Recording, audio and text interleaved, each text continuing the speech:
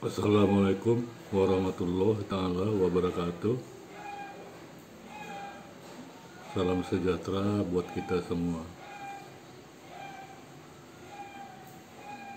Bapak-bapak, ibu-ibu, saudara-saudara, teman-teman yang saya hormati dan saya cintai. Kali ini saya ingin berbincang-bincang ya tentang beberapa hal yang terkait dengan kegiatan saya sendiri ya, selaku pribadi gitu ya. Ada yang ingin saya sampaikan di sini adalah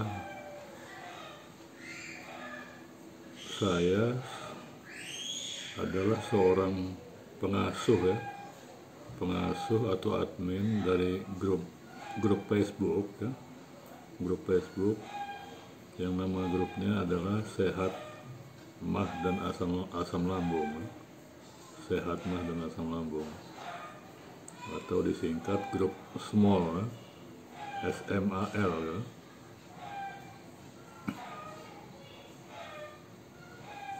Jadi dari anggota ya, dari jumlah anggota saat ini itu grup itu sudah mencapai 377.000 ya, 377.000 lebih ya. Posisi tanggal 19 ya, 19 Maret 2021 gitu. Dari grup Facebook yang sejenis ya, misalnya banyak lah ya nama-nama di sana gitu ya, ada puluhan jumlahnya ya. Maka grup FB Small ini itu adalah yang paling tinggi ya, yang paling tinggi atau yang paling besar gitu ya anggotanya. Tapi ada yang lebih besar lagi, yaitu grup misalnya grup herbal ya, menyangkut pengobatan herbal, itu lebih besar lagi, itu 2 kali jumlahnya grup ini gitu ya, grup yang saya asuh ini gitu ya.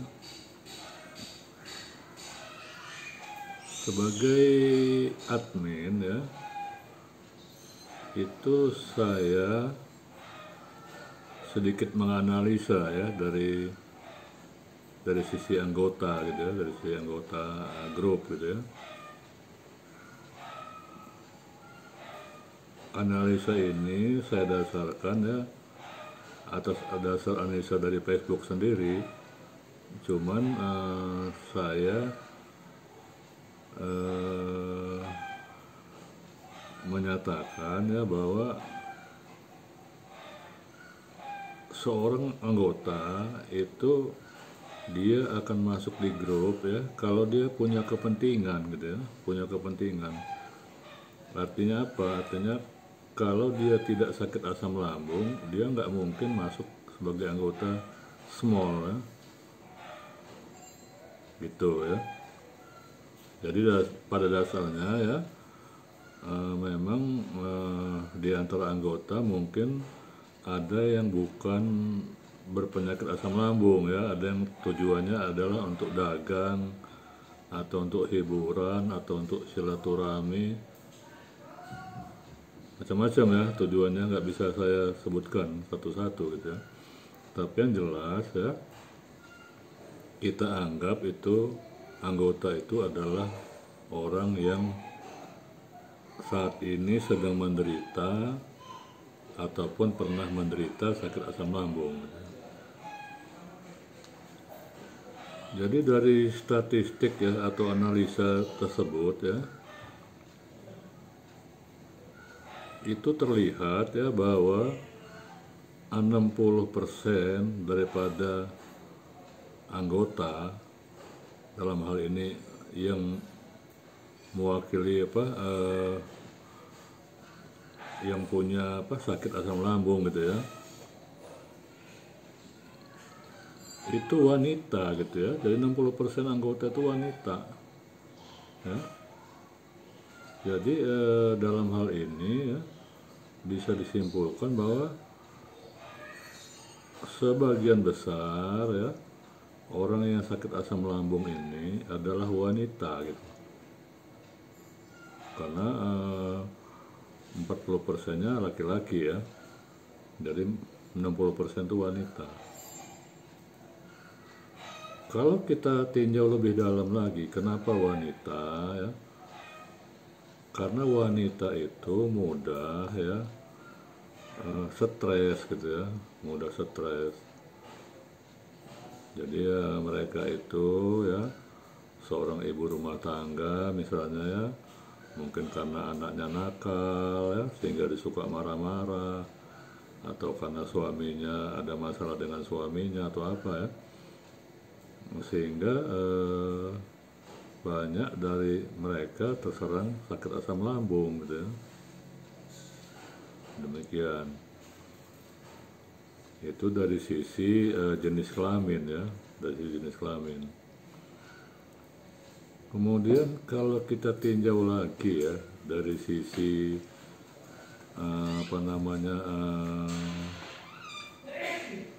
umur ya, dari sisi umur, maka mereka yang mayoritas ya, bisa dianggap ya mayoritas di sini adalah mayoritas yang terkena asam lambung gitu ya. Itu antara 25 tahun sampai dengan 34 tahun gitu ya. Artinya pada golongan anak-anak muda ya, anak-anak muda yang sudah tamat kuliah, kemudian sedang bekerja, sedang meniti karir gitu ya. Jadi mereka yang terserang asam lambung ini, kalau melihat dari analisa tersebut ya, itu mereka yang muda-muda gitu ya, yang muda-muda. Tapi ya sakit asam lambung ini sendiri itu tidak mengenal umur sebetulnya gitu ya, karena dari pengalaman ya selama ini mengetahui mereka yang sakit asam lambung itu ya, bahwa sakit asam lambung ini pada waktu sekarang ini ya, maksud saya pada waktu sekarang ini di zaman modern ini ya, dimana banyak makanan instan ya, kemudian segala macam makanan ya yang dijual di umum gitu ya, dan itu bisa menyebabkan terkena sakit asam lambung gitu ya. Jadi kemudian stres misalnya seorang pelajar gitu ya, dia stres karena misalnya pelajarannya lebih tinggi gitu ya, atau tidak mampu dia kuasai gitu ya, sehingga dia merasa berat gitu ya, tertekan gitu ya. Itu bisa juga membuat dia menjadi sakit asam lambung gitu ya. Jadi banyak anak SMP ya atau SMA sekarang ini terserang sakit asam lambung. Ya, cirinya ya kalau dia pulang sekolah, nah dia sudah nggak mau makan gitu ya, dia langsung tidur gitu ya. Nah, sudah itu dia ada rasa mual ya atau muntah ya. Itu cirinya bahwa dia terkena sakit asam lambung gitu ya. Jadi dapat disimpulkan ya bahwa sebetulnya sakit asam lambung ini bisa menyerang semua umur ya, dari mulai umur mungkin 6 tahun ya, 6 tahun sampai dengan umur 75-an ya, 75 atau 80 tahun gitu. Itu bisa terserang sakit asam lambung gitu ya. Kalau anak yang kecil ya, anak kecil tuh kenapa terserang ya, karena mungkin perhatian orang tuanya terhadap makan minumnya itu kurang gitu ya, sehingga anak ini dibiarkan lapar gitu ya. atau tidak diketahui bahwa dia sebenarnya sedang lapar, ya. Jadi orang tua tuh kadang-kadang ya dia nggak memperhatikan makannya anak-anaknya gitu ya.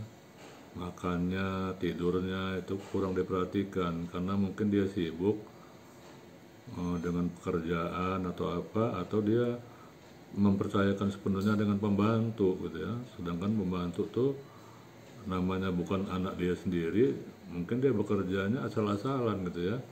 Jadi dia nggak perhatian gitu ya. Dan juga anak-anak ini mungkin dia sering main di luar dengan teman-temannya ya, sehingga badannya kotor, lupa makan ya. Nah itu yang menyebabkan anak kecil tuh bisa terserang sakit asam lambung gitu ya, gitu. Kemudian di Indonesia ini kota yang paling banyak ya, yang paling banyak anggotanya di sini ya, tapi di situ mewakili orang yang sakit asam lambung gitu ya. Itu pertama adalah Medan ya, kota Medan. Kedua Jakarta, ketiga Bandung. Ini ya yang jumlah anggotanya lebih dari 5.000 ya, lebih dari 5.000. Di bawah itu banyak gitu ya, tapi nggak saya ungkapkan di sini ya. Banyak dari NTT, dari NTB ya, dari Sulawesi, dari ini banyak gitu. Tapi 3 kota tadi, Medan, Jakarta, dan Bandung itu mayoritas ya, mayoritas. Kemudian yang perlu saya ini kan juga ya, beritahu juga ya, bahwa anggota grup ini ya, grup asam lambung ini yang saya asuh ini itu dari seluruh dunia, ada dari seluruh dunia ya. Jadi dari mewakili seluruh dunia ada. Tapi ya yang di luar Indonesia yang terbesar ya, terbesar itu artinya jumlah anggotanya di atas 2.000-an ya. Itu adalah Malaysia, Timor Leste, Hong Kong, dan Arab Saudi ya. Jadi 4 negara itu anggotanya banyak ya yang masuk di grup ini gitu ya. Kemudian ya bagi yang ini yang istilahnya di atas 35 tahun ya, itu bukan berarti tadi saya bilang tadi kan bahwa itu mayoritas adalah 24 sampai dengan 35 tahun umurnya. Tapi juga ada yang sampai 75 tahun ya, ada gitu ya, sampai di atas ya 79 tahun juga ada gitu ya. Ya, jadi untuk yang orang-orang tua seperti ini ya, itu karena ada kemungkinan mereka itu sering meminum obat-obat tertentu ya yang dijual di kaki lima ya, atau di warung-warung gitu ya. Dan obat inilah yang menyebabkan istilahnya mereka menjadi terkena sakit lambung gitu ya. Jadi misalnya obat yang untuk menghilangkan kepala sakit, atau untuk menghilangkan kakinya linu ya, rematik segala macam. Nah itu dia pakai obat-obat yang dijual di kaki lima ya, atau di warung-warung gitu. Nah itu yang menyebabkan mereka terkena sakit asam lambung gitu ya. Jadi sakit asam lambung sekarang ini seperti yang saya utarakan tadi ya, itu bisa mengenai anak-anak kecil sampai orang-orang besar atau dan orang-orang tua gitu ya, gitu. Banyak faktor gitu ya. Jadi stres itu bukan karena ini ya, banyak masalah gitu. Anak kecil juga bisa stres ya, karena misalnya dengan tertekan dari dibully oleh teman-temannya ya, atau beban kerjaan ya, kerjaan rumah terlalu berat ya, ataupun misalnya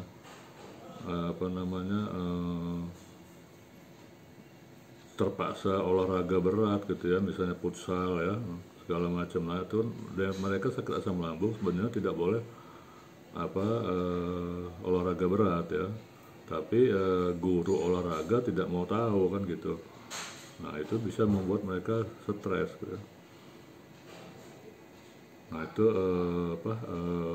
misalnya kalau yang anak-anak SMA ya, kalau yang mahasiswa ya, itu umumnya ya mereka tuh sibuk ya, sibuk sehingga dia kadang-kadang dia telat makan atau lupa makan gitu ya. Kemudian mereka nih sering makan mie instan ya, mie instan gitu ya. Nah, itu yang membuat mereka terkena sakit asam lambung gitu ya. Karena apa ya? Karena orang sakit asam lambung itu tidak boleh mengkonsumsi ya makanan atau minuman yang mengandung instan gitu ya, mengandung bahan-bahan instan. Jadi memang tidak boleh gitu ya, karena bahan-bahan instan itu tidak baik ya untuk lambungnya gitu ya. Gitu ya. Itu yang saya ambil analisa dari grup ya, dari grup. Dan kalau kita masuk di grup ya, kalau saya melihat daripada isi postingan-postingannya itu ya, itu banyak sekali keluhan gitu ya, keluhan yang memang wajar lah ya, keluhan itu masuk di posting di grup gitu ya. Tapi coba ya nanti kita belajar, kita jangan mengeluh gitu ya. Artinya yang kita posting itu adalah yang membuat mood ya, atau mood itu sebenarnya ya disebut hormon kebahagiaan ya, hormon kebahagiaan. Jadi mood tuh namanya kan. Jadi jangan sampai keluhan itu membuat mood teman-teman lain yang di grup itu menjadi malah hilang moodnya gitu ya. Nah kalau moodnya udah hilang ya artinya apa yang kita keluhkan itu bukannya malah ini ya, malah membuat istilahnya orang kehilangan unsur kebahagiaan ya, kebahagiaan dirinya gitu ya, karena dia membaca yang sedih begitu, akhirnya dia ikut sedih ya, akhirnya dalam arti kata ya bahwa keluhan itu sebenarnya menghilangkan mood diri dia sendiri dan mood diri orang lain gitu ya.